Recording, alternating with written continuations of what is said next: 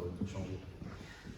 Et donc ce matin, on va ouvrir nos Bibles dans Marc 10, versets 17 à 31. Alors c'est une parabole que tout le monde connaît, mais voilà. C'est pour ça que bon, je vais chercher.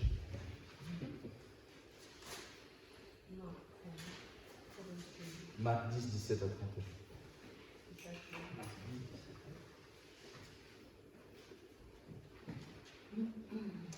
Et ça dit ceci. Comme Jésus se mettait en chemin, un homme accourut et se jetant à genoux devant lui, « Bon maître, lui demanda-t-il, que dois-je faire pour hériter la vie éternelle ?» Jésus lui dit, « Pourquoi m'appelles-tu bon ? Il n'y a que bon Dieu seul. Tu connais les commandements. Tu ne commettras point d'adultère, tu ne tueras point, tu ne déroberas point, tu ne liras point de faux témoignages, tu feras de tort à personne, honore ton père et ta mère. » Il lui répondit, « Maître, j'ai observé toutes ces choses dès ma jeunesse. » Jésus l'ayant regardé les mains et lui dit, « Il te manque une chose, va, vends tout ce que tu as, donne-le aux pauvres et tu auras un trésor dans le ciel. Puis viens et suis-moi. » Mais affligé de cette parole, cet homme s'en alla tout triste, car il avait de grands biens. Jésus, regardant autour de lui, dit à ses disciples qu'il sera difficile à ceux qui ont des richesses d'entrer dans le royaume de Dieu. Les disciples furent étonnés de ce que Jésus parlait ainsi. Et reprenant, il leur dit, « Mes enfants, qu'il est difficile à ceux qui se confient dans les richesses d'entrer dans le royaume de Dieu. Il est plus facile à un chameau de passer par le trou d'une aiguille qu'à un riche d'entrer dans le royaume de Dieu. » Les disciples furent encore plus étonnés et se dirent les uns les autres, « Qui peut être sauvé ?» Jésus les regarda et dit, « Cela est impossible aux hommes, mais non à Dieu, car tout est possible à Dieu. » Pierre se mit à lui dire, « Voici, nous avons tout quitté et nous t'avons suivi. » Jésus répondit, « Je vous le dis en vérité, il n'est personne qui, ayant quitté à cause de moi, à cause de la bonne nouvelle, sa maison, ou ses frères, ou sa sœur, ou sa mère, ou son père, ou ses enfants, ou ses terres, ne reçoive au centuple présentement dans ce siècle-ci des maisons, des frères, des sœurs, des mères, des enfants et des terres avec des persécutions, et dans le siècle à venir, la vie éternelle. Plusieurs des premiers seront les derniers, et plusieurs des derniers seront les premiers. » On va prier. Seigneur, merci pour ton amour encore et ta grâce et ta miséricorde que tu nous donnes. Seigneur, merci pour ce culte. Merci pour ces moments de louange. Merci pour ces moments de prière, Seigneur. Et on veut vraiment que pendant ces prochains instants aussi, tu puisses continuer à parler à nos cœurs, Seigneur. Que vraiment tu puisses nous montrer ce que tu souhaites nous enseigner ce matin, Seigneur. En tenant ton Fils Jésus-Christ. Amen. Donc, alors là, on a une parabole que je pense que tout le monde ici connaît. Tout le monde connaît cette parabole. C'est pour ça que je voudrais directement vous poser cette question. Qu'est-ce qui, aujourd'hui, vous empêche d'avoir une bonne communion avec le Seigneur? Qu'est-ce qui fait qu'aujourd'hui, il y a un blocage dans votre communion avec le Seigneur? Et une deuxième question. Et qu'est-ce qui pourrait faire que vous perdiez votre communion avec le Seigneur? Et hier, on avait le groupe de jeunes avec Saint-Lunaire, et j'ai lu Exode. Le début de l'Exode. Donc on a, je crois, c'était chapitre 1, versets 1 à 8, on voit que le peuple d'Israël est béni, qu'il se multiplie, ils aient des biens, et tout se passe bien. Et d'un coup, après le verset 8, il y a un changement, Joseph est mort, tous ses descendants aussi, et il y a un changement de Pharaon. Et là, de 8 à 14, ça se passe moins bien. Le Pharaon, il voit qu'ils sont beaucoup, et il se dit, eux, s'ils m'envahissent ou s'ils m'attaquent, on ne va pas être bien. Ou s'ils s'allient avec mes amis, on va être en position de faiblesse. Donc qu'est-ce qu'on va faire? On va les mettre en esclavage. Et ils ne les ont pas seulement mis en esclavage, ils les ont méprisés, ils les ont opprimés. Et c'est la réflexion qu'on avait hier, c'est de se dire, comment va ta communion avec le Seigneur? C'est quoi la différence quand tout va bien et quand tout va mal? Basiquement, et je voudrais vous le dire avec ces mots-là, c'est votre communion avec le Seigneur, elle est permanente ou elle est de circonstance? Elle est permanente ou elle est de circonstance? Parce que on va expliquer un petit peu, avant d'avancer, on va un petit peu expliquer le contexte. Parce qu'il y a des choses qui sont un petit peu, à moi, qui m'ont interpellé en tout cas. Et donc on a un homme, alors grâce aux différents évangiles, on sait que c'était un jeune homme qui était riche, donc c'était un gouverneur. Donc voilà, en gros, c'était une personne qui avait tout pour lui. Il était jeune, il était beau, il avait de l'argent. Et si on veut le mettre dans le contexte actuel, il faisait attention à son empreinte carbone, hein, il avait une collection de voitures électriques, il avait une belle maison, il donnait ses impôts, il les donnait aux associations. Voilà, c'était quelqu'un d'honorable. Ce qu'on nous on qualifierait de bonne personne. Lui, c'est une bonne personne. Et si on veut continuer avec la logique de cet homme-là, il dit, les hommes sont bons. Moi, je suis bon. Et je suis même assez bon pour avoir la vie éternelle. C'était un petit peu la logique de cet homme-là. On va pas faire de la vidéo ce matin, mais j'ai vu une vidéo qui était assez intéressante et qui expliquait très très bien la pensée actuelle de ce monde. Donc, j'aime. Je veux quelque chose. C'est quelque chose que j'aime. Comme je ne l'ai pas, j'ai envie de l'avoir. Et comme je n'arrive pas à l'avoir, je suis dans la souffrance. Par contre, quand je l'ai, cette chose, si je l'ai, il n'y a pas d'amour parce que je l'ai déjà. Et donc je ne l'envie pas parce que je l'ai, donc je ne vais pas souffrir. Donc qu'est-ce qui se passe? Je m'ennuie. Comme je m'ennuie, je veux quelque chose d'autre. Et ce jeune homme, il était exactement dans ce schéma de pensée. Il avait tout. Il était beau, il était jeune. Je ne sais pas s'il était beau, c'est moi qui dis ça. Mais il était jeune en tout cas, il était riche, mais il voulait quelque chose de plus. Et c'est quelque chose de plus qu'il voulait, parce qu'il avait déjà tout, c'était la vie éternelle. Lui, il voulait avoir ces choses du monde, plus la vie éternelle. Et vous savez quoi? C'est la personne sur cette terre, il va y en avoir d'autres, mais en tout cas, quand je lis cette histoire, il a rencontré la meilleure personne pour poser cette question. Avec qui de mieux on peut demander comment avoir la vie éternelle si ce n'est à Jésus-Christ? Par contre, il a pris la pire des décisions. Il a pris la pire des décisions de la vie. Et on va juste avancer, et moi il y a quelque chose qui m'a beaucoup interpellé, c'est pourquoi Jésus lui dit « Pourquoi m'appelles-tu bon ?» S'il y a bien eu un homme, on en parlait un petit peu tout à l'heure, s'il y a bien eu une bonne personne sur cette terre, c'était Jésus-Christ, car il n'a jamais péché, 100% Dieu, 100% homme. Mais pourquoi il dit ça? Parce que, encore une fois, ce jeune homme, il ne s'adressait pas à Jésus comme étant le Fils de Dieu. Il s'adressait à Jésus comme un bon professeur, comme un bon maître, peut-être même un prophète, mais pas comme le Fils de Dieu. Il disait mon bon maître, mon bon professeur. Comment je dois se faire pour hériter la vie éternelle? La question aussi particulière, il veut hériter. Hein? Il veut avoir la vie éternelle. Et on continue dans le texte, c'est la réponse de Jésus. Donc, encore une fois, on est dans cette logique de bonne personne. Et moi, ce que j'adore, c'est comment Jésus-Christ enseigne. La façon qu'il a de transmettre, c'est quelque chose d'incroyable. Moi, j'ai mis du temps à comprendre ce que Jésus-Christ voulait faire avec ce qu'il avait. Pourquoi il lui dit « Tu ne commettras point d'adultère, tu ne tueras point ». En fait, encore une fois, on est dans ce schéma d'homme. Et moi, je peux m'y retrouver. Hein. Bon, j'ai tué personne, j'ai pas commis d'adultère, j'ai pas volé, j'ai pas fait de faux témoignages, et je m'efforce d'honorer mon père et ma mère, je suis une bonne personne, c'est bon, moi je peux avoir la vie éternelle. C'est vraiment particulier cette façon qu'il a de transmettre Jésus-Christ. Et il va lui dire, maître, j'ai observé ces choses-là dès ma jeunesse. Là, le jeune, il était ravi. Cet homme, il était tellement content, il a dit, c'est bon, j'ai fait tout ça. J'ai fait tout ça. Ce qui est assez intéressant de regarder, c'est qu'il dit que des choses en négatif. Il dit ça, t'as pas fait ça, c'est bien, mais qu'est-ce que tu as fait? T'as pas fait ça. Et qu'est-ce que tu as fait? C'est que du négatif. Je ne tuerai point, à part honorer ton père et ta mère, mais tu ne déroberas point. Et là, on va arriver, moi, à quelque chose toujours, qui me bouleverse. C'est Jésus l'ayant regardé les mains. Jésus l'ayant regardé les mains. Et moi, ça m'émotionne à chaque fois parce que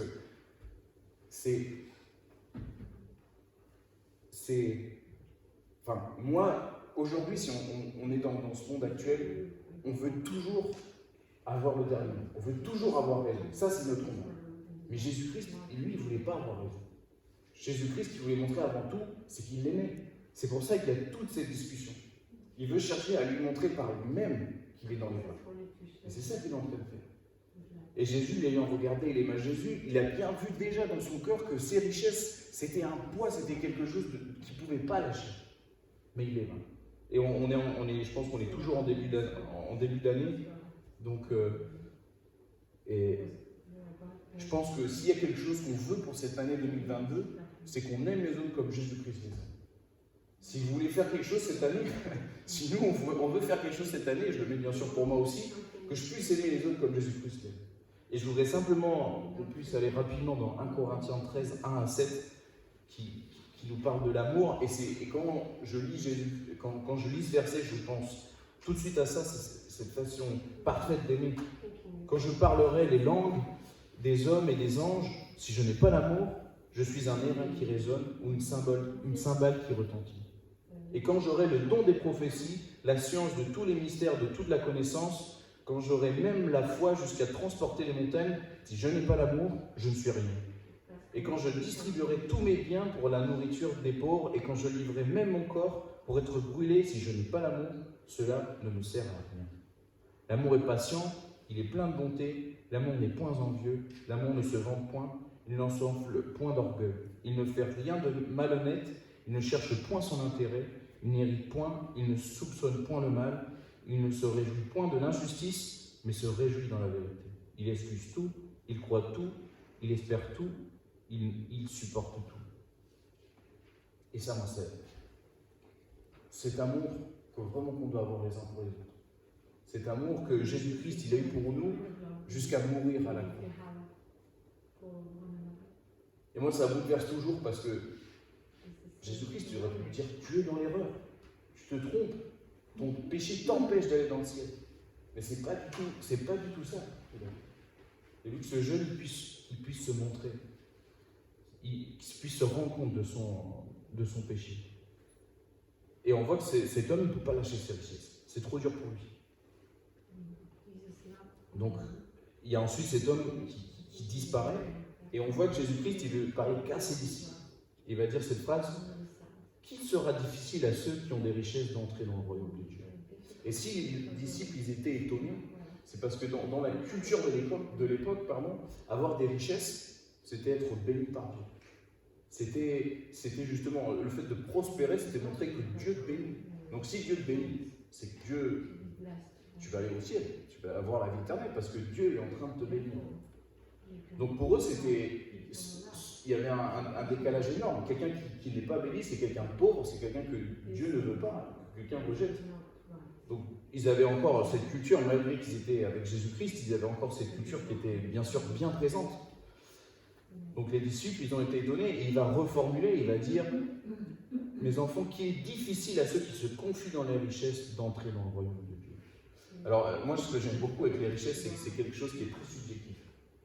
Si personne ne se considère comme riche, j'ai discuté avec des personnes qui ont des millions sur leur compte en banque qui vont dire « Non, moi je ne suis pas riche. C'est celui qui a... Moi j'ai 3 millions, j'ai que 3 millions, c'est celui qui a 500 millions qui est riche. » Et on trouve toujours quelqu'un qui est plus riche que nous.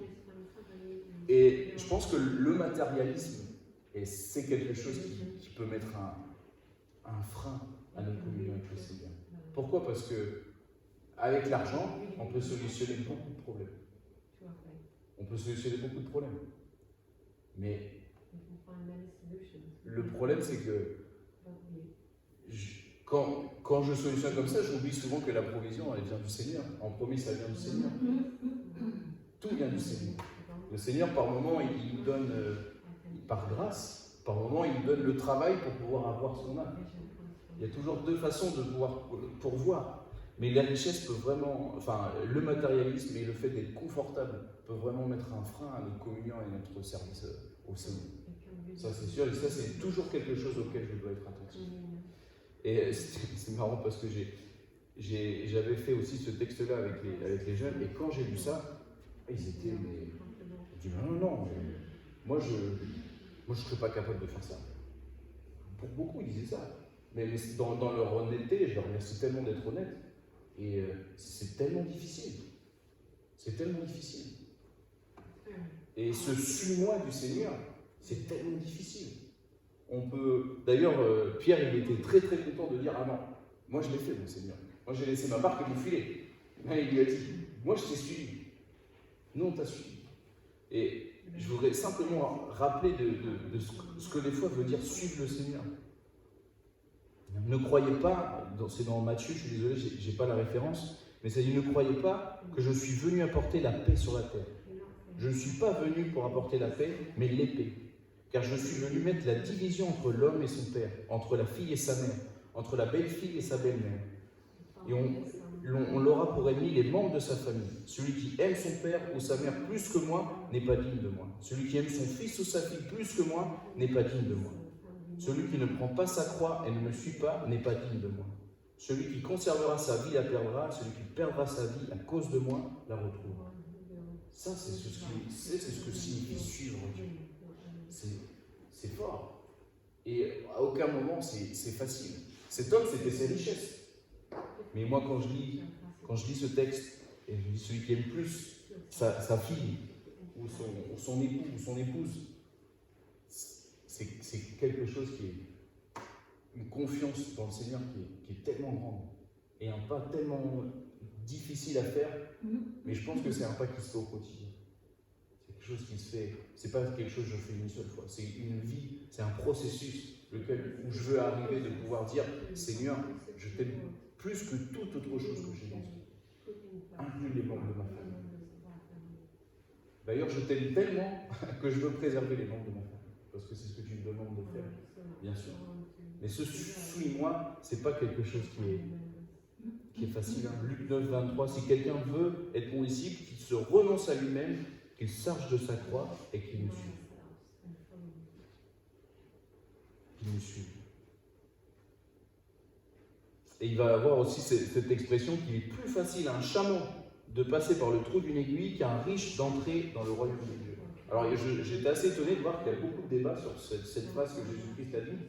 Et en fait, à Israël, dans Jérusalem, il y avait une porte qui s'appelait le trou de l'aiguille, qui s'appelait comme ça, qui est une porte vraiment toute petite.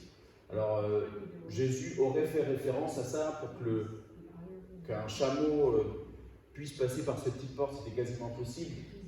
Mais moi je pense que sincèrement, moi je le prends vraiment au premier degré. C'est-à-dire que Jésus-Christ, il a dit vraiment au premier degré. C'est impossible de mettre un chameau qui était à Israël, le plus gros animal qu'il y avait dans Israël, par le trou d'une aiguille. Tout ce qu'il voulait dire, c'est impossible. Je ne peux pas par mes propres forces aller dans le royaume de Dieu. Je ne peux pas par mes propres forces avoir une communion personnelle avec le Seigneur. J'ai besoin de son aide. Et ce que le Seigneur il veut montrer, c'est que ce suis-moi, je ne peux pas le faire par mes propres forces. Je dois compter sur le Seigneur à moi, car tout est possible à Dieu. Et très souvent, je ne sais pas si c'est... Je suis en train de lire un livre, et qui, je pense que je l'ai déjà partagé, mais on lit en équipe, donc on met beaucoup de temps à le lire. Mais c'est la vie de prière de Jésus. Et c'est un Allemand qui l'a écrit. Et on peut s'en rendre compte que c'est un Allemand qui l'a écrit. C'est très droit, c'est très carré. C'est très... donc, quand on lit Jésus-Christ a prié toute une nuit, il faut prier toute une nuit. C'est littéral. Et je dis, mais moi, jamais de la vie, je serais capable de prier toute une nuit. Je suis honnête, transparent avec vous. Quand j'ai lu ça, j'ai dit, moi, je ne peux pas prier toute une nuit. Et par mes propres forces, je ne peux pas. Par mes propres forces, je ne peux pas. Mais avec la force du Seigneur, je peux tout en celui qui me fortifie. Je peux passer par des moments d'abondance, je peux passer par des moments aussi de misère, je peux tout en Christ qui me fortifie. Si je pense à ma personne, c'est impossible. Mais avec le Seigneur, je peux. Et Jésus-Christ, c'est ça qu'il est en train de nous dire. Je peux être sauvé que par Jésus-Christ, qu'à travers le sacrifice de Jésus-Christ. Et donc du coup, voilà, on arrive au verset 28, quand Pierre lui pose cette question, il lui dit, moi ça y est Seigneur, j'ai fait, je t'ai suivi. Et le Seigneur, il va lui répondre quelque chose qui est incroyable. Hein. Au verset 29, il lui dit, les personnes qui ayant quitté à cause de moi ou à cause de la bonne nouvelle sa maison, ses frères ou ses sœurs ou sa mère ou son père ou ses enfants ou ses terres, ne reçoivent au centuple présentement dans ce siècle-ci des maisons, des frères, des sœurs, des mères, des enfants et des terres avec des persécutions, dans le siècle à venir, la vie éternelle. Et moi, quand j'ai vraiment décidé de suivre le Seigneur, justement, j'ai perdu des amis. Clairement, il y a des gens qui ne comprenaient pas du tout, des membres de ma famille, voilà, enfin, pas faire, il y a dans le monde des situations bien plus difficiles, hein. Mais bon, voilà, moi, mes propres grands-parents ne sont pas venus à mon mariage parce que je me mariais dans un institut qui était quelque chose de chrétien, et pour eux, c'était impossible de mettre un pied dans un truc enfin, dans quelque chose de religieux, quoi, en tout cas. Enfin, donc, voilà, il n'y a pas de souci, mais j'ai perdu des amis, mais j'en ai gagné tellement.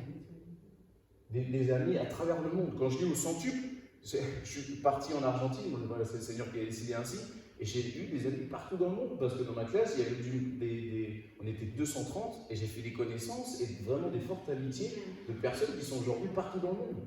Et ça, c'est seulement par le Seigneur que c'est possible. Seulement par le Seigneur. Juste à donner un témoignage de ma femme qui, elle, son rêve, c'était de voyager. Elle voulait trouver un bon boulot, alors assez d'argent pour pouvoir voyager partout dans le monde. Elle n'a jamais eu son boulot, on est venu ici, et grâce au Seigneur, le fait d'être dans la mission, on avait visité plein d'endroits, et c'est incroyable. Incroyable. Elle avait donné ce rêve-là, qui pour elle, c'était le voyage, elle avait vraiment beaucoup envie de voyager, mais elle a renoncé à ça pour servir le Seigneur, et le Seigneur l'a béni, lui a rendu au centuple. Elle a voyagé des pays que jamais de sa vie il aurait pu imaginer qu'elle aurait pu voyager. Et je suis sûr que vous aussi, vous avez plein d'exemples aussi à donner comme ça. Que pour le Seigneur, on a abandonné des choses, mais le Seigneur nous a donné tellement plus. Et je voudrais arriver aux persécutions. Alors, je ne sais pas si vous savez, mais le 19 janvier dernier, il est ressorti le nouvel indice, enfin l'index 2022 et de la persécution. Donc dans le monde, hein, il y a quand même 360 millions de chrétiens qui sont fortement persécutés. Donc là, on part vraiment des pays où la persécution est le plus forte. Donc c'est dans 50, il y a un classement des 50 pays. Donc c'est un chrétien sur 7 dans le monde. Donc moi, je trouve ça, ces chiffres qui sont assez hallucinants. En 2021, il y a eu 16 chrétiens qui ont été tués par jour. Donc c'est 5898. Hein, il y a eu 5110 églises qui ont été ciblées, dont 3000 en Chine. Il y a 6175 chrétiens détenus. Donc c'est en augmentation quand même, ce qu'il faut savoir par rapport à l'année dernière, de 44%. Et le nombre de chrétiens tués en raison de leur foi a augmenté de 24%. Donc on est persécuté. Il y a des chrétiens qui sont persécutés. Donc d'ailleurs il y a eu un grand changement cette année, c'est que c'est l'Afghanistan maintenant qui est le premier pays, je ne sais pas si vous avez, peut-être certains d'entre vous ont eu les infos, mais qui était deuxième, et aujourd'hui qui est le premier pays. Avant, c'était la Corée du Nord. Donc, ce qu'il faut savoir quand même, c'est qu'en Corée du Nord, quand tu dis que tu es chrétien, on t'envoie dans un camp de travail où très souvent tu vas mourir parce que tu vis dans des conditions qui sont inhumaines. Et ta propre famille est torturée parce que tu es chrétien. Nous, on a un ami quelqu'un qui est proche du ministère de PDV, qui est dans la bande de Gaza et qui fait un ministère dans la bande de Gaza. Et quand il a dit à sa famille qu'il était chrétien, c'est sa mère qui l'a dénoncé. Sa mère l'a dénoncé pour lui dire qu'il était chrétien. Donc c'est hallucinant. Et puis il racontait aussi une histoire il avait formé une église souterraine. Il avait cette personne qui voulait absolument partager sa foi. Et il disait, je vais aller sur la place et je vais donner des bouteilles de lait et je vais mettre des versets dessus. Et je vais les donner aux gens. Et il s'appelle Mahmoud. Mahmoud, il lui disait, écoute, tu vas le faire tuer. Il dit, non, moi vraiment, je veux faire ça. Et je dis, tu vas le faire tuer. Et il est allé sur cette place, il a donné son lait et il s'est fusillé peut-être une heure après. Il s'est fusillé sur place, sur la place. Moi, il y a une histoire aussi qui m'a beaucoup marqué, c'est Ramon Rivas, je crois que c'est un Colombien, que le Seigneur l'appelait dans la jungle équatorienne. Et il voulait prêcher l'évangile aux Indiens de cette jungle. Et les gens venaient le voir et lui disaient, écoute, Est-ce que tu rencontres vraiment ce que ça veut dire? Tu vas aller dans un endroit où il y a du trafic de drogue, où tu vas sûrement subir des attaques. Tu es vraiment sûr que tu vas aller là-bas? Et cette personne, il a regardé, il lui a répondu, écoute, moi on m'appelle pas à revenir, on m'appelle à aller. Et il a converti 3000 Indiens, donc, incroyable, sauf que ceux qui faisaient trafic de drogue, ils avaient plus de main d'œuvre. Il n'y avait plus personne pour s'occuper des plantations. Donc du coup, ils ont cherché pourquoi, ils se sont rendus compte, c'est parce que tous les Indiens, enfin ces 3000 Indiens, ils s'étaient convertis. Il avait fait un institut biblique, il avait créé des choses incroyables, il y a encore des églises que lui, il avait fondées. Et les trafiquants, ils ont dit, de toute façon, il y a une seule solution, il faut le tuer. C'est la seule solution qu'on a si on veut récupérer notre main. Donc ils l'ont trouvé et ils l'ont tué. Donc suivre le Seigneur, c'est quelque chose qui veut dire tellement de choses, qui est tellement profond, qui apporte énormément de bénédictions, mais aussi énormément de persécutions. Et on ne va pas non plus caler dans les extrêmes. Je suis très bien qu'ici aussi, on a des persécutions. Nous, on passe notre vie à dire qu'on est une secte. Il y a quelqu'un ici dans le conseil de la mairie de Keller qui est convaincu, qui continue à dire constamment que non, là-bas c'est une secte, c'est ceci, c'est cela. Donc nous on avait commencé à faire beaucoup d'activités avec la ville et d'un coup on a dit non, on veut plus rien faire, on veut plus rien faire avec vous, vous êtes chrétiens, tout ça.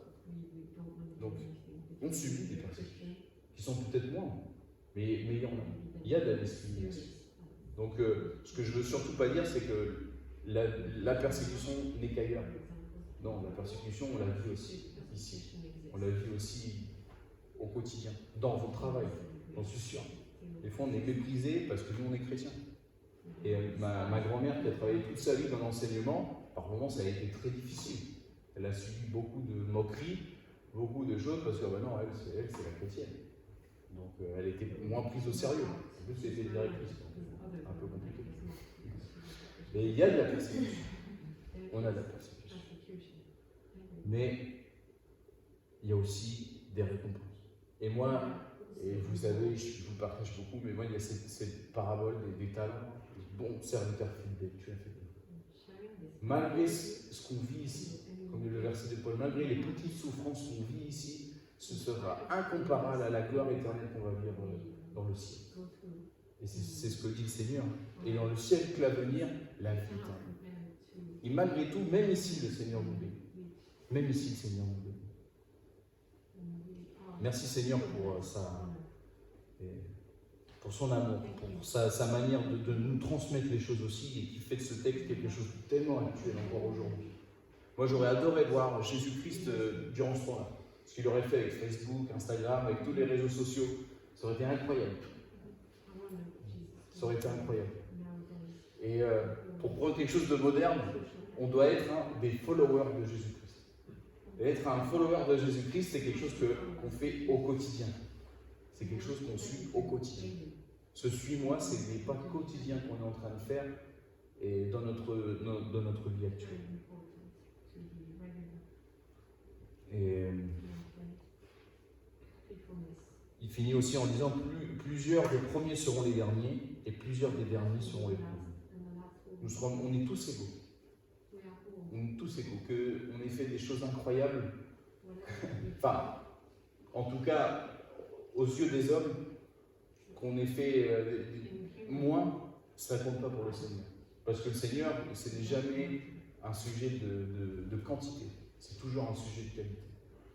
Que vraiment le Seigneur, les opportunités qu'il nous donne entre nos mains, on puisse en faire,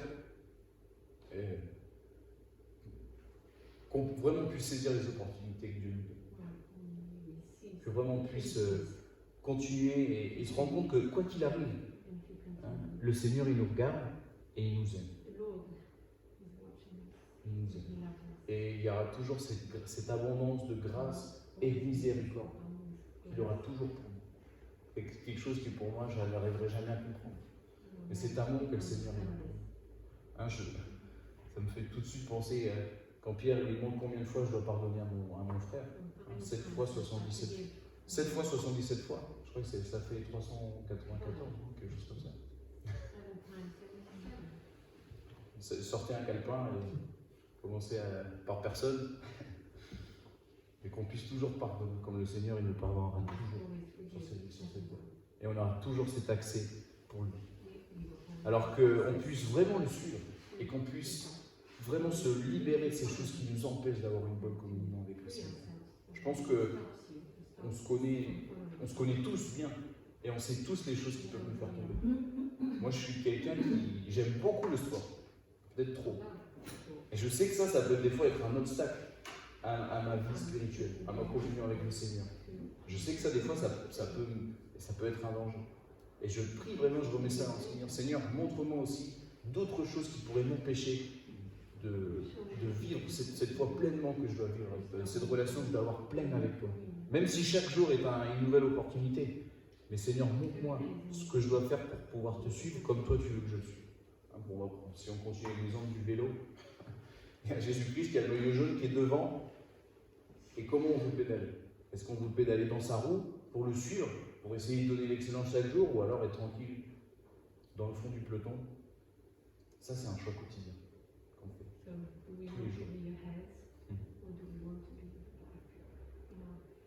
Voilà les amis, ce que j'avais ce matin pour vous. Je voudrais simplement finir en priant et que vraiment le Seigneur puisse nous donner la sagesse de discerner de ce qui vient de lui et de se rappeler que quoi qu'il arrive, lui sera là. Car tout est possible.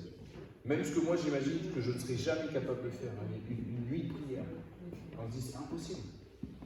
Mais le Seigneur, il nous donne les ressources, il nous donne cette force que seul lui peut nous donner pour pouvoir avancer.